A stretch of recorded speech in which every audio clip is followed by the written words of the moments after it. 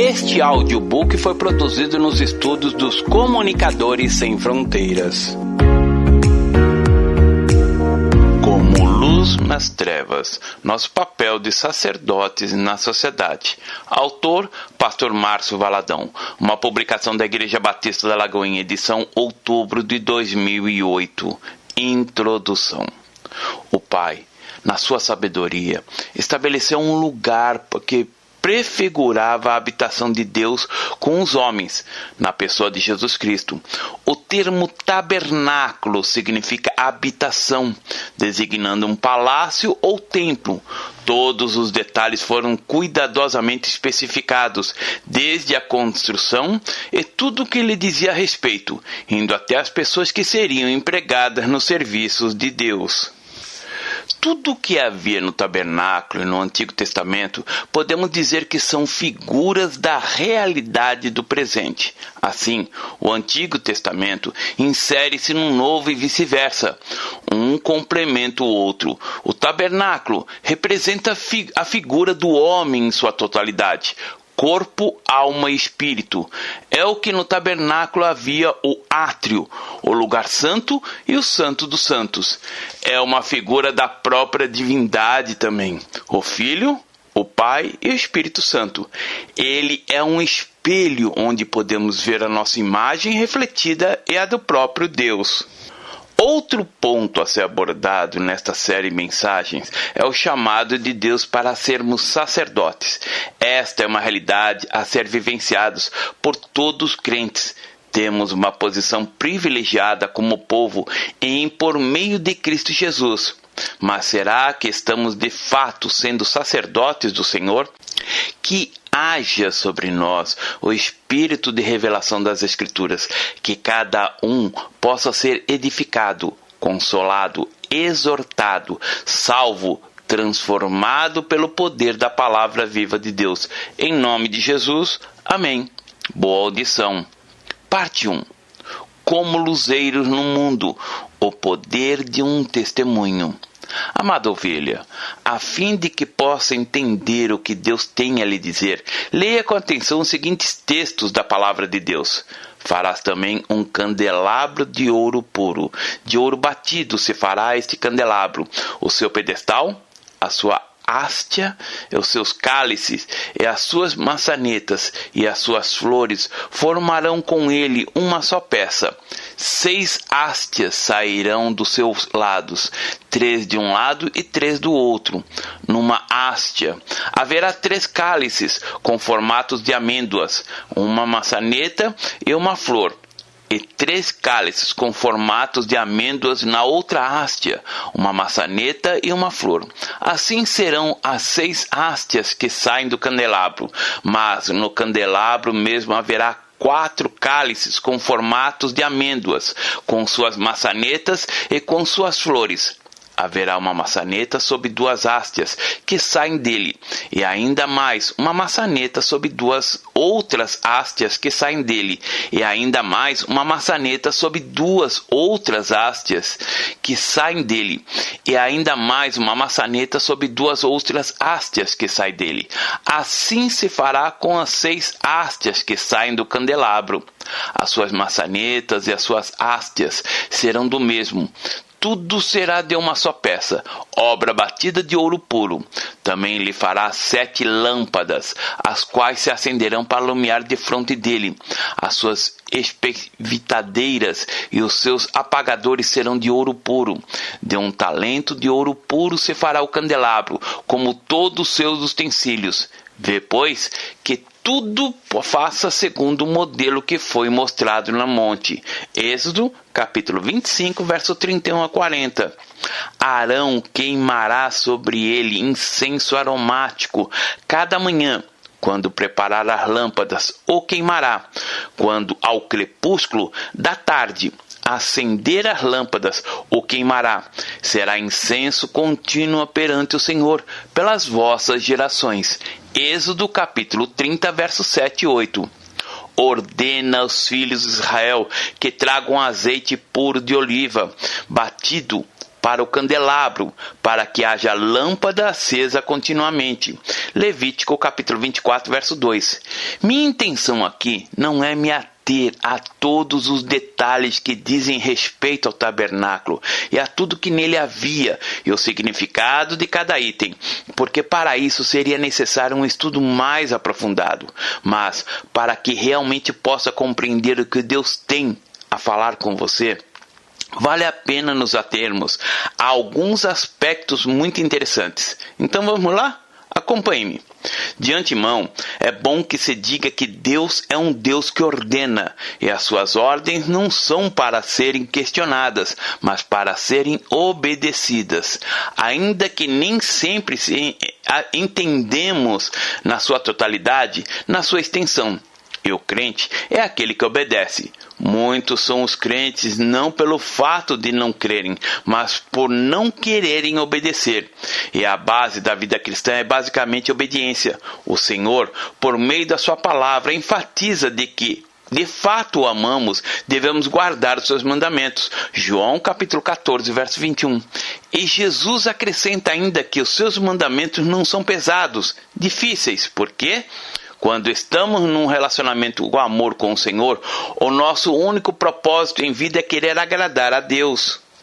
Pois bem, uma das coisas interessantes que podemos perceber é que, quando Deus dera a Moisés a planta da construção do tabernáculo, havia nela o pátio exterior, com todos os utensílios e uma cabana que devia ser muito bem preparada.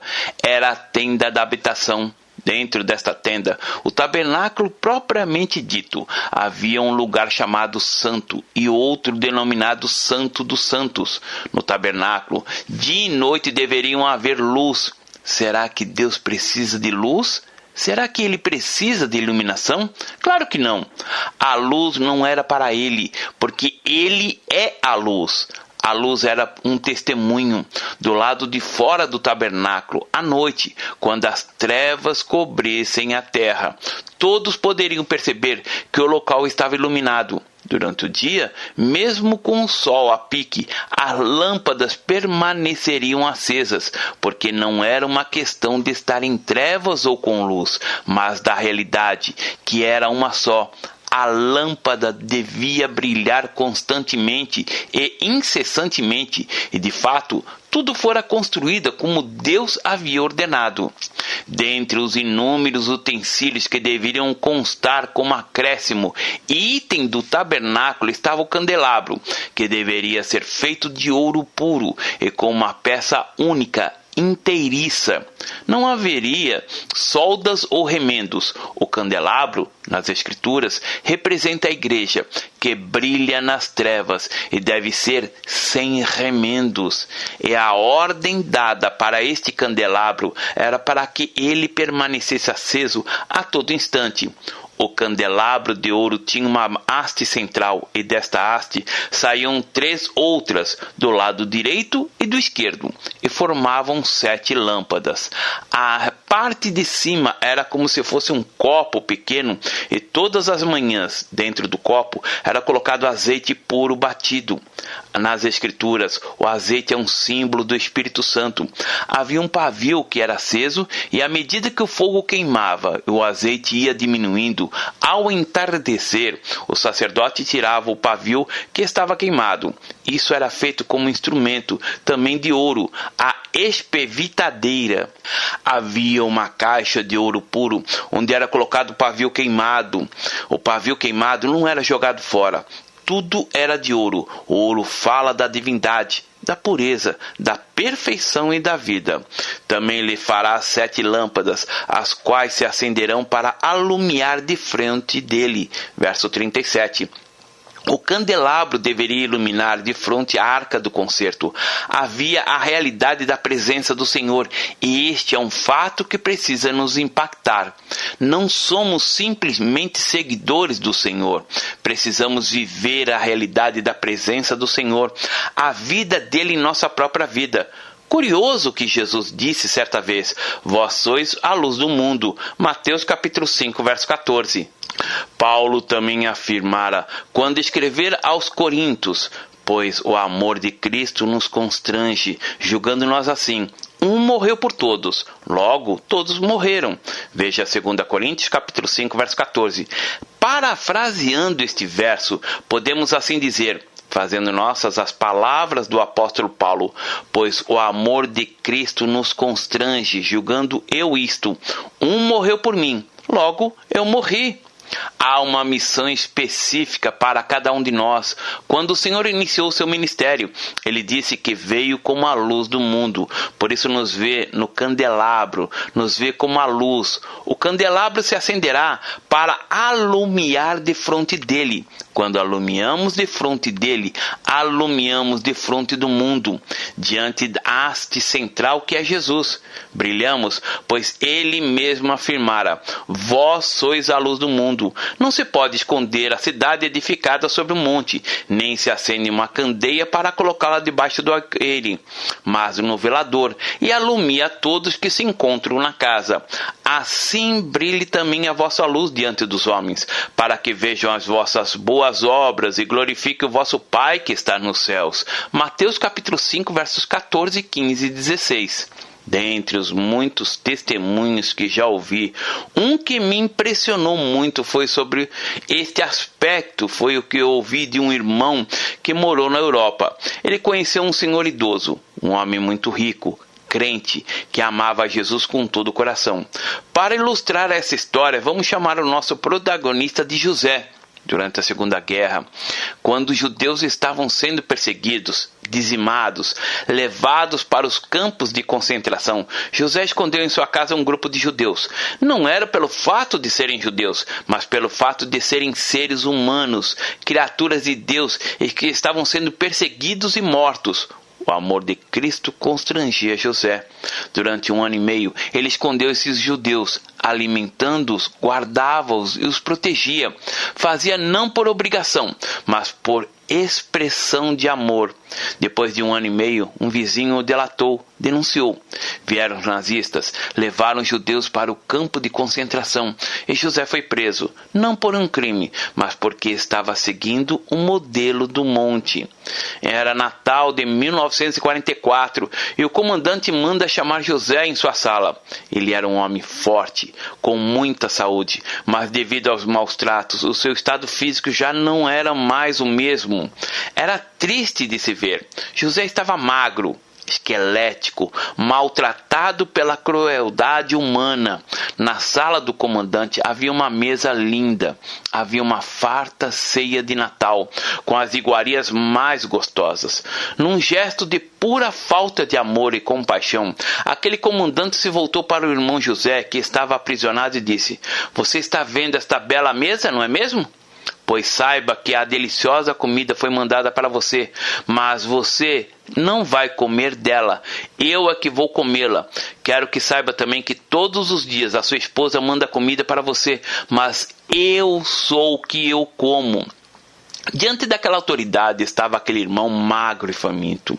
Apesar das duras e irônicas palavras, José, com olhos fitos no comandante, afirma: "Minha esposa é uma excelente cozinheira. O senhor tem bom gosto. Deus o abençoe." O comandante não entendeu nada e disse: "Este homem está doido." Dentro de pouco tempo a guerra acabou e José foi solto. A Alemanha estava destruída e José era construtor, um engenheiro. Em pouco tempo, com o trabalho das suas mãos, prosperou e conseguiu erguer na vida novamente. Numa noite, José entrou com 2 pessoas, 2 ladrões roubando madeira.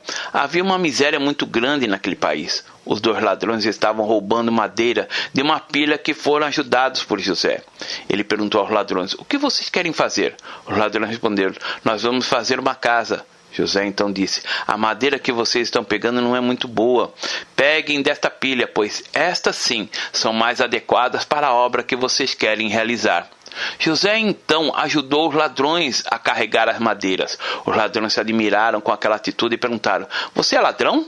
como entende tanto assim de madeira? José respondeu, não, eu não sou ladrão. Eles, inculcados com José, lhe fizeram mais uma pergunta. Mas se você não é ladrão, o que você faz? José então esclarece aos ladrões, eu sou o dono desta madeireira. Imagine o susto daqueles dois homens. Eles tentaram correr, mas José disse a eles, não precisam fugir, eu não vou fazer nada com vocês. Levem a madeira. Naquela noite, José não apenas deu as madeiras para os ladrões, mas por meio daquela atitude, ele falou de Jesus para os dois homens que estavam perdidos no pecado. José não compactuou com o crime, mas enxergou uma oportunidade de transmitir o verdadeiro amor às duas criaturas que estavam sendo escravizadas pelo diabo. Os dois homens confessaram Jesus como o único e suficiente salvador de suas vidas. Aqueles dois que outrora eram ladrões foram transformados para resplandecer a luz.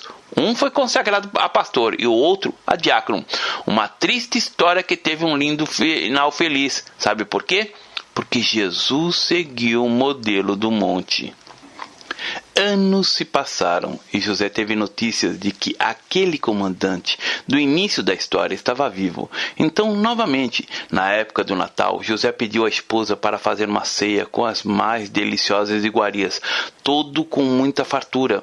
E lá José, com uma bela e farta ceia, à procura do comandante. Só que o comandante não era mais comandante. Aquela autoridade orgulhosa e prepotente se transformara em um homem derrotado, miserável, cabisbaixo, mas à sua porta estava José, recuperado de todo o sofrimento passado naquele campo de concentração.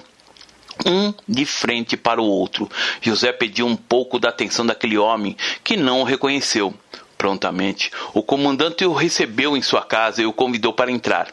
Inicialmente, José perguntou àquele homem, o senhor se lembra do Natal de 1944? Imediatamente o comandante recordou do episódio. Pois bem, eu estou aqui. Naquela ocasião, o senhor me disse que gostava muito da comida da minha esposa. Por isso pedi a ela que fizesse uma ceia semelhante para o senhor. Receba o nosso presente. O homem não estava entendendo nada, porque, geralmente, o modelo que o mundo apresenta é o de olho por olho, dente por dente, ódio com ódio, tapa com tapa. Mas José não escolheu seguir o modelo que o mundo apresentava. Ele escolheu seguir o modelo do monte. O comandante, atordoado, sem entender nada, perguntou, por que você está fazendo isto? José respondeu, por causa do amor. É a vida de Jesus na minha vida. Aquele homem entendeu a resposta e caiu de joelhos chorando. Ele fez a decisão das decisões. Confessou a Jesus Cristo como Senhor e Salvador. José proclamou o amor de Deus pelo mundo, seguindo o exemplo de Cristo, de amar e servir aos outros. O brilho não é, muitas vezes, aquilo que as pessoas imaginam, para que vejam as vossas boas obras e glorifiquem ao vosso Pai que está nos céus. Não é uma questão apenas de escutar, mas de ver, contemplar.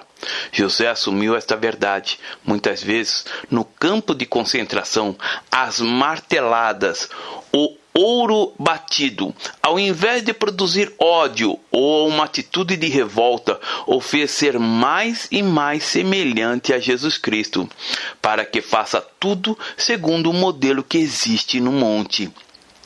A origem de todos os nossos conflitos, em todas as áreas, é somente uma: a falta de seguirmos o modelo. Você pode dizer, mas ninguém consegue imitar a vida do Senhor.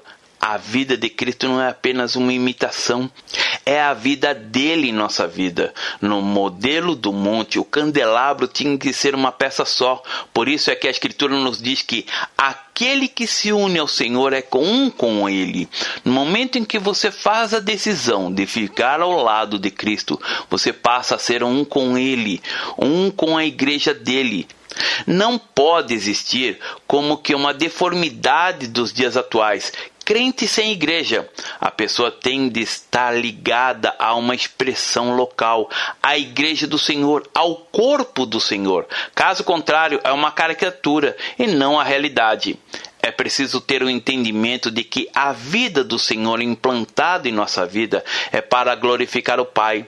Não é para o mundo ser glorificado, mas para que o mundo o glorifique, para que os incrédulos o glorifiquem, para que aqueles que ainda não conhecem o Senhor o glorifiquem. O modelo a ser seguido.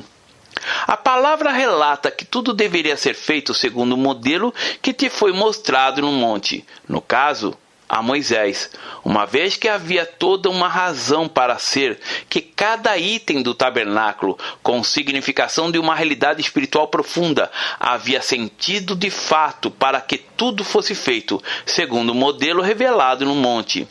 Nós também temos um modelo no monte, o Monte Calvário. O nosso modelo é o modelo do Calvário. Quando contemplamos o Calvário, onde Deus entregou o seu Filho, a nossa vida e as nossas atitudes precisam ser semelhantes ao projeto que nos foi revelado no monte. Dentro do contexto que temos agora no Novo Testamento, o nosso monte é o Monte Calvário. O candelabro, como já havia dito, fora feito de uma só peça, e essa peça era de ouro batido, toque por toque, martelada por martelada, totalmente artesanal. Não foi fundido em forma. A nossa vida precisa também do bater direto da palavra, que é o martelo. À medida que a palavra vai batendo, diz as Escrituras, vamos sendo transformados de glória em glória à sua própria imagem. 2 Coríntios capítulo 3, verso 18.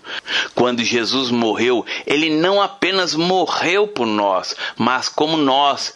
Esta verdade precisa dominar a nossa vida. Gostamos muito de priorizar as verdades espirituais, porque nunca vamos encontrar alguém com óleo sobre a cabeça, com um pavio aceso. Mas é interessante que Jesus disse, vós sois a luz do mundo. Mas que luz, que brilho é este? Como você é a luz para o mundo? Aqui o Senhor faz um paralelo dizendo que luz e boas obras são sinônimas, como está escrito no verso 16.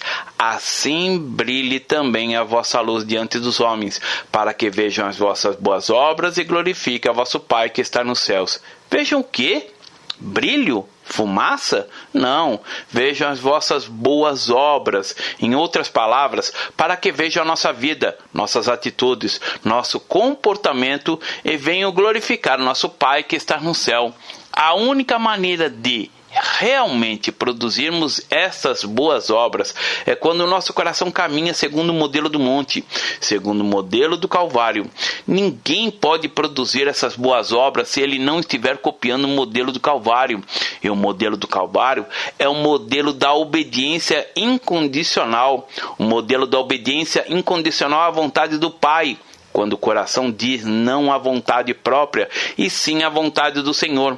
Jesus ainda frisa, para que os homens vejam as vossas boas obras e glorifiquem a vosso Pai que está nos céus. Onde está a fonte da luz? O texto ainda prossegue. Ordena aos filhos de Israel que te tragam azeite puro de oliveira, batido para o candelabro, para que haja lâmpada acesa continuamente. Levíticos capítulo 24, verso 2. As lâmpadas tinham que ser cheias de azeite. Nada podia substituí-lo, pois o Senhor ordenara que assim fosse. O azeite é o Espírito Santo. Podemos até não enxergar o candelabro, podemos olhar para as paredes do templo e não ver figura alguma, mas o candelabro está presente. O candelabro, igualmente assim como a arca e a mesa para os pães da proposição, estavam presentes. A arca era um dos utensílios do tabernáculo e nela estavam as tábuas da lei ou do testemunho que continham os mandamentos de Deus. Os pães da proposição, também chamado pão da presença, eram os pães que eram colocados na presença de Deus, mas acima de tudo estava o azeite. A ordem do Senhor é: enchei-vos do Espírito. Efésios capítulo 5, verso 18. Essa já é uma maneira de você brilhar, sendo cheio do Espírito.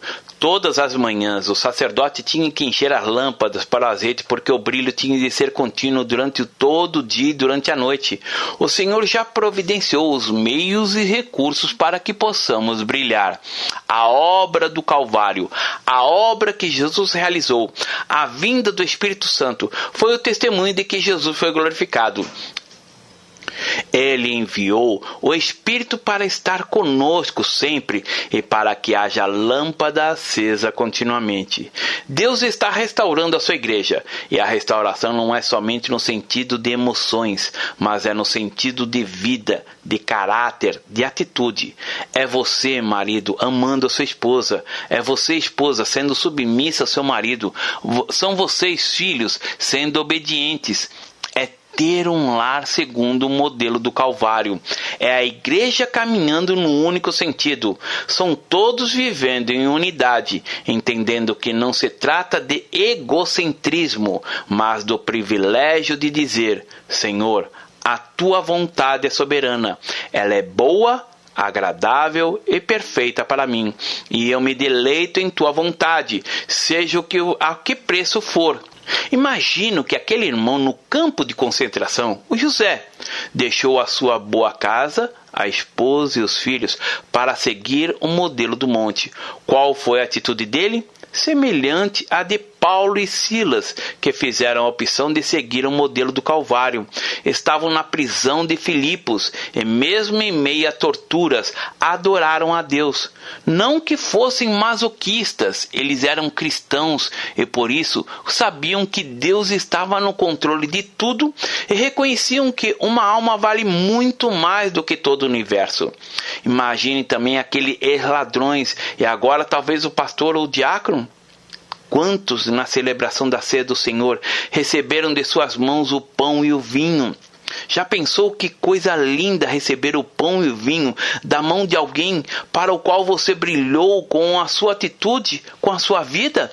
Mas ainda há mais, diz o texto: Arão queimará sobre ele o incenso aromático. Cada manhã, quando preparar as lâmpadas, o queimará. Quando ao crepúsculo da tarde acender as lâmpadas, o queimará. Será incenso contínuo perante o Senhor, pelas vossas gerações. Êxodo capítulo 30, versos 7 a 8. No livro de Apocalipse é dito que o incenso são nossas orações diante do Senhor. O Novo Testamento diz: orai sem cessar. 1 Tessalonicenses capítulo 5, verso 17. Não significa que temos de andar pelas ruas de olhos fechados a todo instante, orando. Orar sem cessar aqui é o seu relacionamento com Jesus, a sua vida em comunhão com o Senhor. Essa é também uma forma de orar, de falar com Deus, em que você obedece e o reconhece como o Senhor da sua vida. O sacerdote não tinha apenas de encher as lâmpadas com azeite novo a cada manhã, mas havia, ao entardecer, um momento em que ele havia tomar a espevitadeira e tirar o pavio queimado. Quando a lâmpada estava acesa, o mourão, ou seja, o pavio, ia queimando e tinha de ser tirado. Mas, como já disse, não era para ser jogado fora, era guardado em uma caixa de ouro. E assim é com a nossa vida. À medida que brilhamos, executamos as boas obras, testemunhamos. Deus retira o que já queimou, já passou, para que sempre tenhamos um testemunho novo. E todos os nossos atos de testemunhos ficam guardados diante do Senhor na caixa de ouro. A palavra diz que as nossas obras nos seguem. Quanto mais você estiver brilhando aqui, mais você brilhará lá, porque lá teremos galardões diferentes. O galardão de um irmão que deu um testemunho de vida diante do Senhor será muito maior do que aquele que foi salvo, como que pelo fogo, mas sem ter dado testemunho de seus atos ainda em vida, visto que fora salvo na última hora. Ou de um crente carnal que não tivera vida intensa e profunda com Deus. Primeiro ponto, Deus guarda em caixa de ouro o seu testemunho. O mourão queimado é guardado por Deus. Segundo ponto, Deus guarda algo que nós, geralmente, jogamos fora. Davi afirmava no Salmo 56, verso 8, Contastes os meus passos quando sofri perseguições, recolhestes as minhas lágrimas no teu odre. Não estão elas inscritas no teu livro? Muitas vezes, pelo fato de você viver piamente em Cristo Jesus, você é perseguido. A palavra diz que aqueles que querem viver piamente em Cristo Jesus sofrerão perseguições. 2 Timóteo capítulo 3, verso 12. Podemos substituir a palavra perseguição por sofrimento. Não pense que Deus, quando viu o sofrimento, estava ausente. Não. Conforme a palavra nos revela, contastes o meu passos e recolhestes as minhas lágrimas no teu odre. Em momento de perseguição, ninguém sorri de alegria, mas o que há é um choro de tristeza. Mas podemos ser consolados pela palavra, quando ela nos afirma que o Senhor Deus tem um odre, onde Ele recolhe as lágrimas dos que choram. Quando você sofre por causa do seu relacionamento com Ele, quando você sofre pela sua fé, quando você sofre pelo seu testemunho, não pense que Deus está ausente. Muito pelo contrário, há um odre onde o Senhor guarda suas lágrimas. Você esquece, mas Deus não esquece. Deus não esquece nem é indiferente às lágrimas dos seus filhos. Muitas vezes, na intercessão você sofre. Quantas vezes você se quebra diante do Senhor, geme e chora de dor na alma. E pode até ser que quando tudo passa, você venha a se esquecer. Mas Deus não se esquece. O profeta Malaquias fala de um memorial, um livro de memórias em que são registrados nossos atos em Cristo. Então, os que temiam o Senhor falavam uns aos outros. O Senhor atentava e a ouvia. Havia um memorial escrito diante dele para todos os que temem ao Senhor, para os que lembram do seu nome. Malaquias capítulo 3, verso 16. Nós nos esquecemos, muitas vezes, daquilo que ouvimos em uma pregação, daquilo que alguém nos diz, mas é interessante que o nosso testemunho fica registrado em um livro de memórias.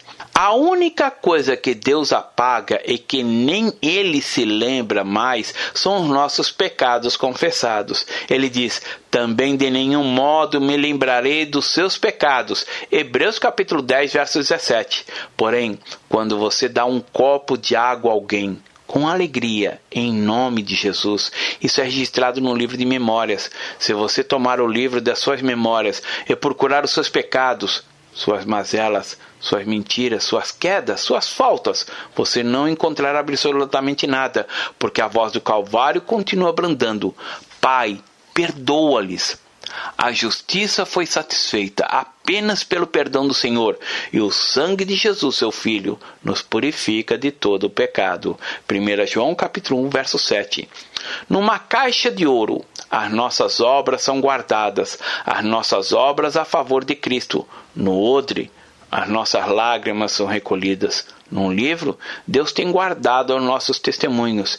E aí pergunto, como está a sua caixa de ouro? Há muitos morões? Há muitos bons testemunhos? A caixa está cheia? Como está seu odre, o seu livro, o seu testemunho? São páginas e páginas em branco ou há o testemunho da vida, da glória e da graça do Senhor Jesus? O modelo é o monte, o próprio Senhor. À medida que o mourão ia sendo queimado, tinha que ser retirado e colocado na caixa de ouro, onde era guardado. Paulo caminhava assim. Ele dizia, uma coisa eu faço, esqueço das coisas que para trás ficam. Filipenses 3, verso 13, parte B. Eu não quero viver do brilho de ontem, do testemunho de ontem. Esquecendo-me das coisas que para trás ficam, eu prossigo, porque sei que tem mais à frente. Sei que tem mais pavio, e por isso prossigo, caminho. Não podemos esgotar a vida do Senhor, porque todos os filhos de Deus são iguais. No candelabro, o espaço destinado ao azeite não era desproporcional. Todos os copos eram do mesmo tamanho e todos continham a mesma quantidade de azeite. Não pensem que no reino de Deus haja desproporção. Todos os filhos de Deus são amados por Ele do mesmo modo e todos têm a mesma capacidade de brilhar. Quando eram acesas as 7 lâmpadas do candelabro, nenhuma brilhava mais que a outra. Havia harmonia. Contudo, para que houvesse esse brilho, era necessário que cada copo estivesse cheio de azeite. Para que brilhemos sempre, é necessário que o azeite jamais falte em nossa vida. Lembra-se da parábola de Jesus contou das 10 virgens, Mateus capítulo 25, das 5 prudentes e das 5 nécias? Todas as 10 eram virgens, eram puras, mas apenas 5 tinham azeite na lâmpada e nas botijas, e as outras tinham azeite apenas nas lâmpadas. As 10 virgens são uma metáfora da igreja. O azeite é uma referência à unção, ao Espírito Santo. O noivo é claramente uma referência a Jesus Cristo. Na parábola, somos informados de que o noivo ainda não havia chegado para buscar as virgens para si, visto que 5 delas julgaram que ele não viria tão cedo, ou que talvez nem viesse. Não se prepararam.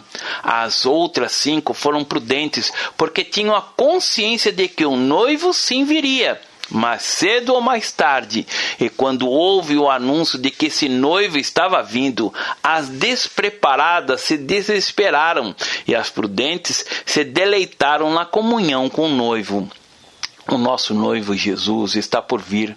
Nós somos sua noiva, já que somos a igreja de Cristo. Talvez você esteja pensando com seus botões: é verdade, preciso mesmo colocar a minha vida em ordem com Deus. Preciso acertar, mas um dia, quem sabe, quando a hora chegar eu farei isto. E essa hora nunca chega, e quando chegar, pode ser tarde demais. Parte 2. Como sacerdotes no tabernáculo da nossa vida. Amada ovelha, Deus tem um sonho. E o sonho de Deus é que você seja um sacerdote. Você é um sacerdote? As pessoas dizem que o hábito faz o monge, mas não me refiro apenas a um estereótipo, ao jeito de falar e vestir, ainda que isso tenha suas proporções e significações. Refiro-me ao testemunho de vida.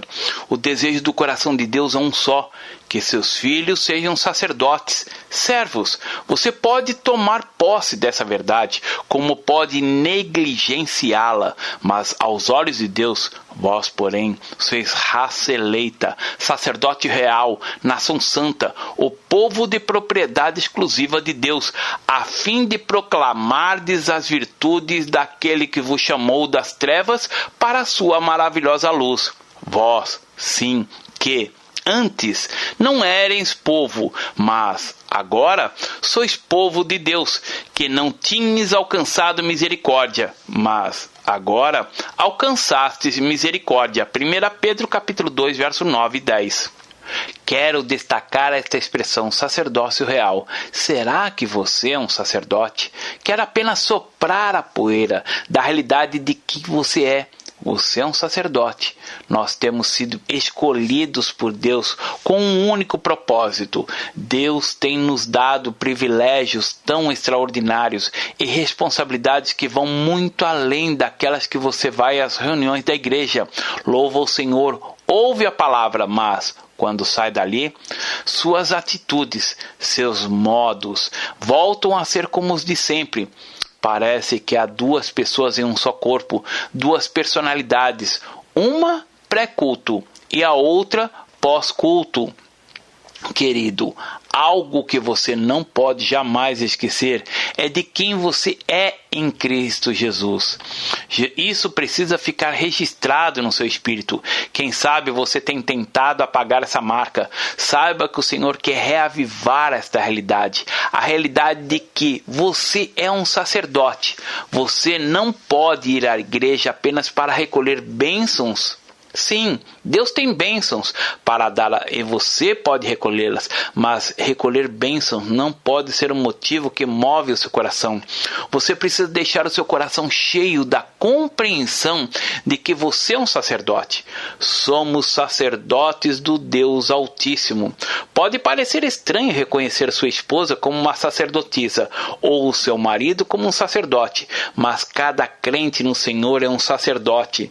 Desde o livro de Gênesis, pode-se perceber que cada indivíduo oferecia a Deus o seu sacrifício e ele servia como sacerdote. Podemos exemplificar como Caim e Abel. Encontramos a menção dos dois se aproximando e colocando sobre o altar o sacrifício. Como eles tinham aprendido isso?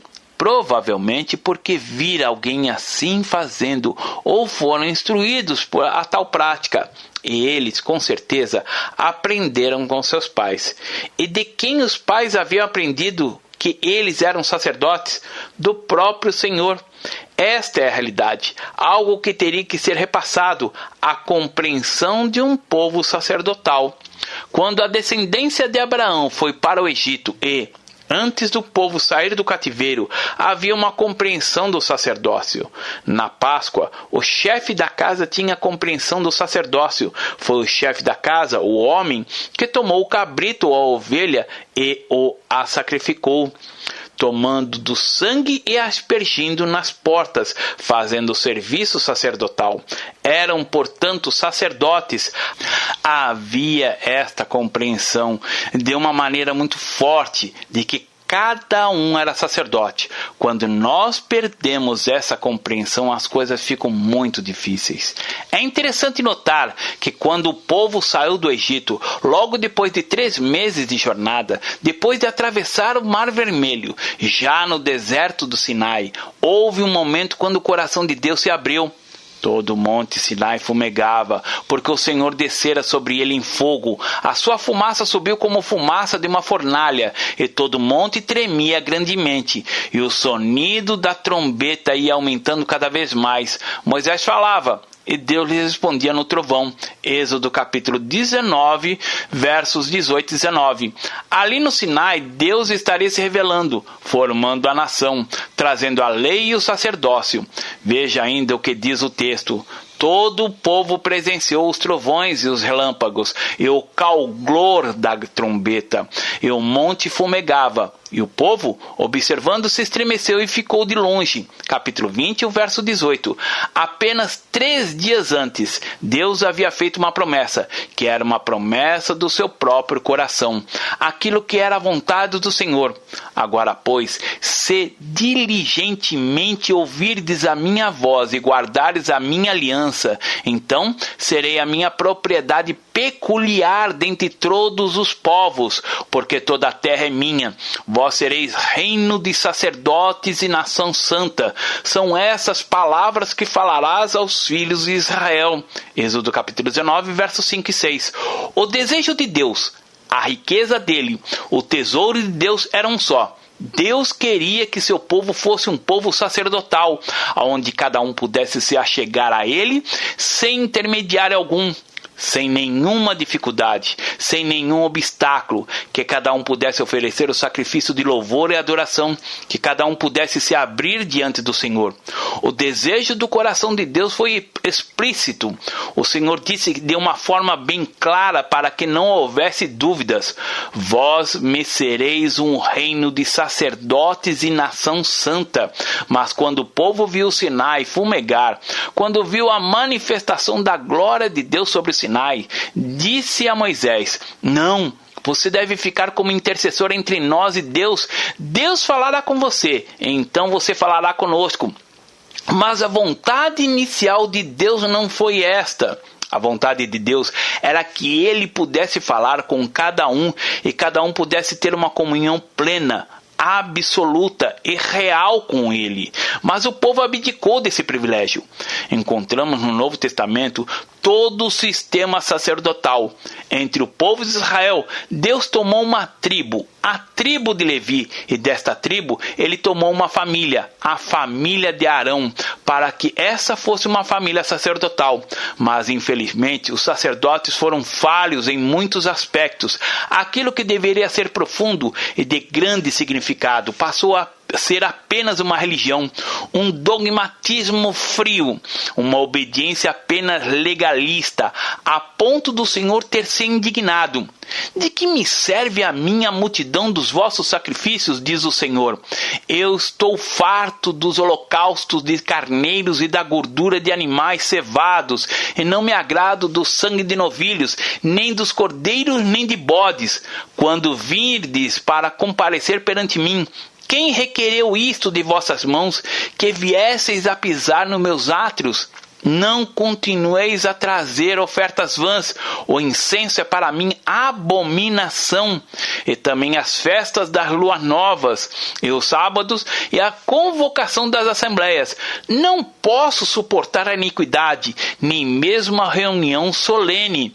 As vossas luas novas e as vossas solenidades, a minha alma os odeia, já me são pesados, estou cansado de a sofrer. Por isso, quando estendeis as vossas mãos, escondo de vós os olhos. Sim, quando multiplicai as vossas orações, não as ouço, porque as vossas mãos estão cheias de sangue. Lavai-vos, purificai-vos, tirai a maldade de vossos atos de diante dos meus olhos, cessai de fazer o mal. Aprendei a fazer o bem, atendei à justiça, repreendei ao opressor, defendei o direito do órfão, pleiteai a causa das viúvas. Isaías capítulo 1, versos 11 a 17. O que houve é que essa compreensão, que deveria ser algo puramente espiritual, passou a ser algo mecânico. Religião pura. Nossa fé não é resultado de uma religião, ela é um relacionamento com o Senhor, é um relacionamento que deve ser profundo. O povo de Israel foi escolhido pelo Senhor para ser uma nação sacerdotal, mas não foi isso que aconteceu. Portanto, eu vos digo que o reino de Deus vos será tirado e será entregue a um povo que lhe produz os respectivos frutos. Mateus capítulo 21, verso 43. Israel, que seria uma nação sacerdotal, se fechou a um dogmatismo terrível. Diz ainda a palavra que Jesus veio para o que era seu, e os seus não o receberam, mas a todos os que receberam deu-lhes o poder de serem feitos filhos de Deus, a saber, aos que crerem no seu nome. João capítulo 1, verso 11 e 12. E mais, eu vos digo que o reino de Deus vos será tirado e será dado a uma nação que dê os seus frutos. Mateus capítulo 21, verso 43. Que nação é esta? Os coreanos? Os americanos? Os ingleses ou os brasileiros? Nenhuma delas. É o reino espiritual, o Israel espiritual de Deus. Todos aqueles que vierem para os braços do Senhor, que o receberam como Senhor e Salvador, passaram a fazer parte desta nação, desse reino. Somos a nação de Deus. Agora, o alvo e o propósito do Senhor é que esta nação cumpra o ideal do Pai, que seja uma nação sacerdotal, e sacerdote aqui é serviço em prol do reino. Querido, você é tão sacerdote quanto eu. Você é sacerdote diante do Senhor. Sacerdote é aquele que apresenta o sacrifício ao Senhor. Talvez se pergunte, que sacrifícios vamos apresentar se não temos mais sacrifícios de bodes, de carneiros ou de ovelhas? Esses sacrifícios são espirituais. Nosso louvor é um sacrifício.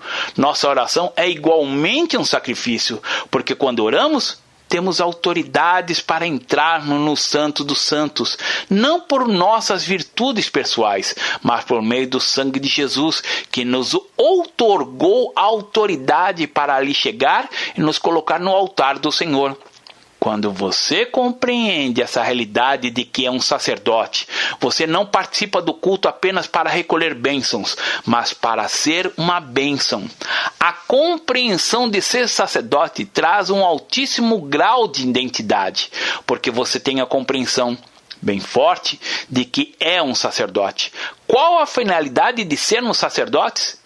Nós somos chamados com o mesmo propósito que Israel foi chamado como nação, para ministrar diante de Deus em oração, em adoração, para ministrar uns aos outros, pela demonstração do poder e da bondade de sermos um instrumento por meio do qual a vontade de Deus pode e deve ser feita, aqui na terra como no céu. Você é um sacerdote chamado para ser representante de Deus. Quando você se veste desta revelação e deixa o seu coração se impregnar desta verdade, tudo passa a ser diferente. Tudo ganha sentido. Se você entender essa realidade, essa verdade, você pode ter a certeza de que a sua vida nunca mais será a mesma. Você foi chamado para ser sacerdote do eterno, do infinito, do Deus onipotente, como os sacerdotes do Antigo Testamento. Hoje, todos os sacerdotes, você foi chamado para oferecer sacrifícios diários ao Senhor. Você foi chamado para trazer a mensagem de reconciliação para o mundo. Você é um sacerdote chamado para levar aos desesperados, aqueles com o coração partido, a presença do Senhor. Você é um sacerdote. Você possui uma chamada divina. Há um propósito para a sua vida. Você tem obrigações sagradas, você tem privilégios extraordinários. Não digo o exemplo daqueles que negligenciam os propósitos de Deus para suas vidas. Siga aquele que o chamou para ser sacerdote. Viva em sua casa como um sacerdote. Esposo, seja sacerdote em casa. Esposa, seja uma sacerdotisa em casa. Filho, seja também um sacerdote.